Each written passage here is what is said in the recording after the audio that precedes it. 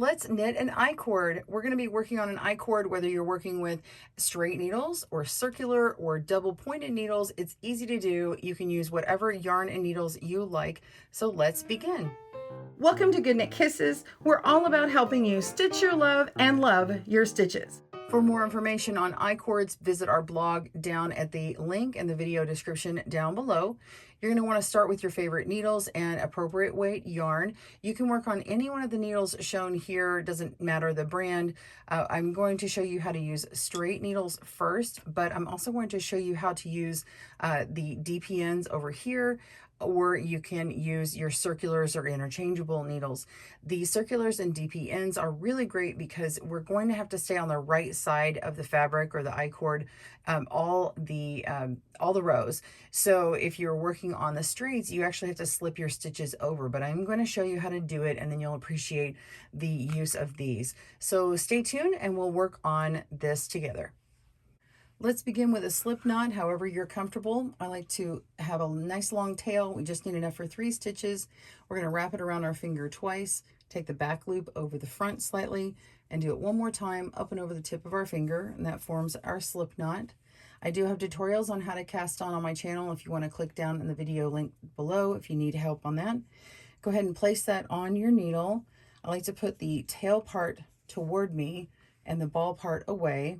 We're going to grab our yarn here and split it with our finger and our thumb, pull back. We're going to scoop up at the thumb, down at the finger, down at the thumb, and let it go. Tighten it up a little bit. I'm going to put our finger on here for a nice distance.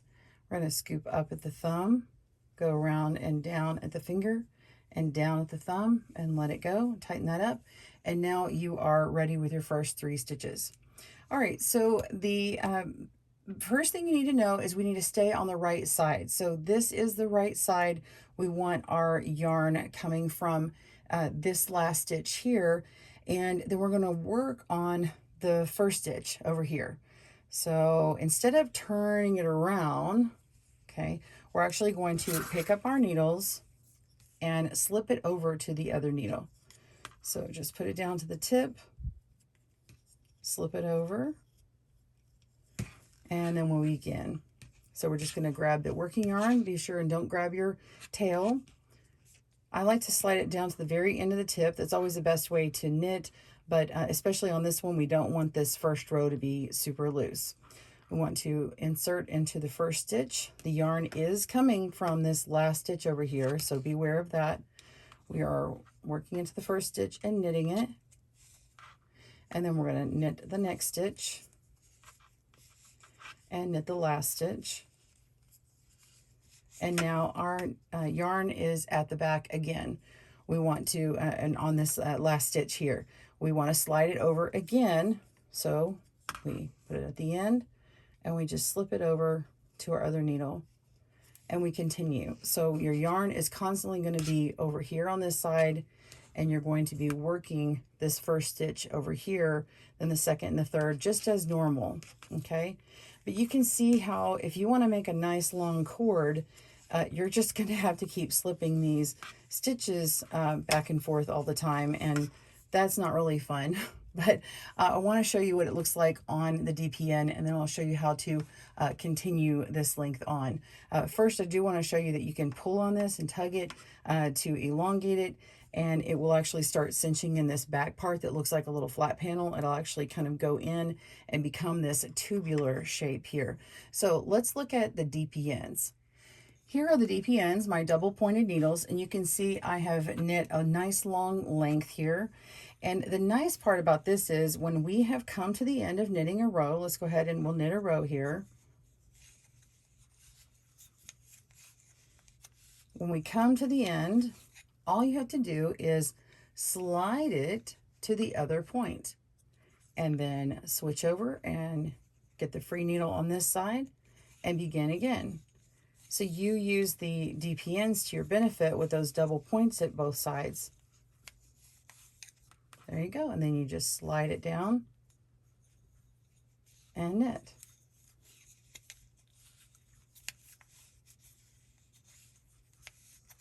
Pretty cool, right?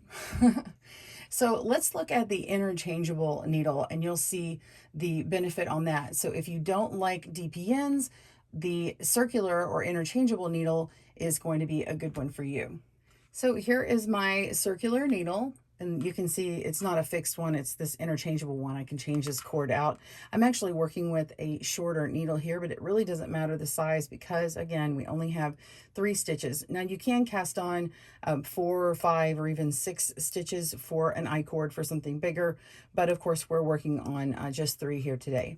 You go ahead and knit across, and when it goes to your other needle, here, you're simply just going to pinch and hold here and slide your needle all the way around using that cord, and then start knitting your row again. Just like that. And that's it. Pretty simple, right?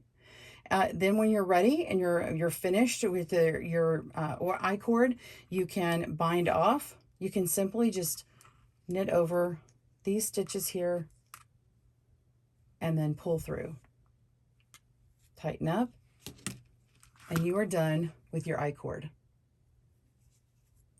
That's pretty great, right? Then you just weave in your tails or connect it in the round or whatever you'd like to do with it. I hope you enjoyed your knitted tutorial on how to make an I-cord. If it's a little bit fiddly for you, we do have a loom knit version. You can use any loom. They're just 3 pegs needed. You can also do wider if you like, just like on the needle version. And this is actually really, really fast to do. It holds onto your stitches. And so if you have a hard time holding onto them, this is a great way to do it, whether you're using a thin or a thick yarn.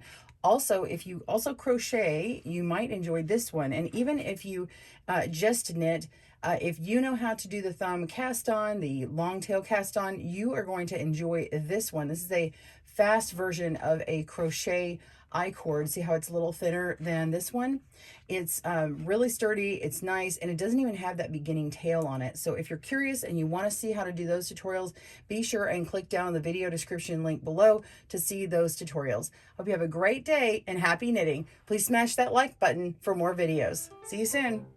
Thanks for joining us today, where we help you stitch your love and love your stitches. See you again soon.